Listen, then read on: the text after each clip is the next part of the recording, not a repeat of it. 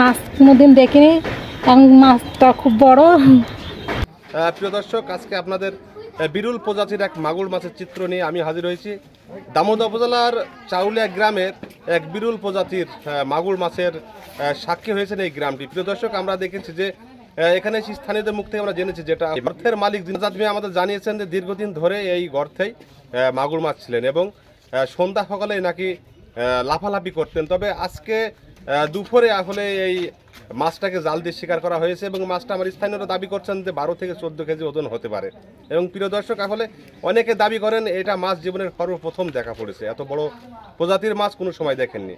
এবং গৃহিণীরা তারা কিন্তু অবাক হয়েছে যে এত বড় মাছ তারা কোনো সময় রান্নাবান্নার কাজও ব্যবহার করতে পারেনি। প্রিয় দর্শক, আসলে এমন ঘটনা হলে এলাকায় চাঞ্চল্যকর সৃষ্টি হয় এবং গ্রামবাসী ভিড় জমায় এক পলক দেখার জন্য এই বিরল প্রজাতির মাগুর মাছটি। প্রিয় দর্শক, আমরা কথা না বলে আমরা কথা বলবো এখানে স্থানীয়দের হাতে এবং গর্তের মালিক যিনি আজকে ধরেছেন ঠিক তাদের হাতে। প্রিয় দর্শক, আমাদের হাতে থাকবেন।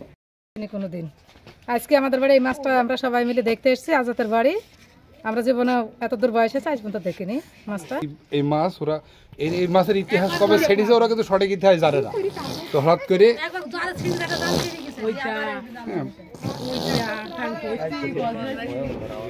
প্রথমবার ধরার পরে এই মাছটা যখন জালে আটকায় জালটা ছিঁড়ে বেরিয়ে চলে যায়। পরে দ্বিতীয়বার আবার এই মাছটাকে ওরা ছোট পুকুর, বাড়ির পুকুর, ওরা পরে সেই মাছটাকে আবার সুন্দরভাবে তুলে আমাদের সারা পাড়া প্রতিবেশী যারা আছে ডেকে সবাইকে দেখাচ্ছে যে এত বড় মাছ।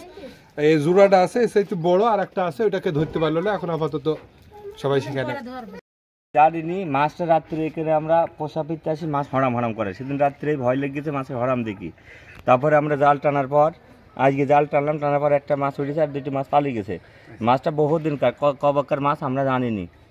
ওই মানে আমরা আজ 6-7 বছর দেখছি হরাম করে, মাছ এমনি করে হয়তো অন্য কোন বিষয় আছে। আজকে দেখলাম এই মাছের ল্যাজ দেখি, মাথা দেখি, তার মাছটা ধরা হলো। এখন দুই পিস আছে, এখন ধরতে পারেনি, কাদের মধ্যে মিশিয়ে আছে।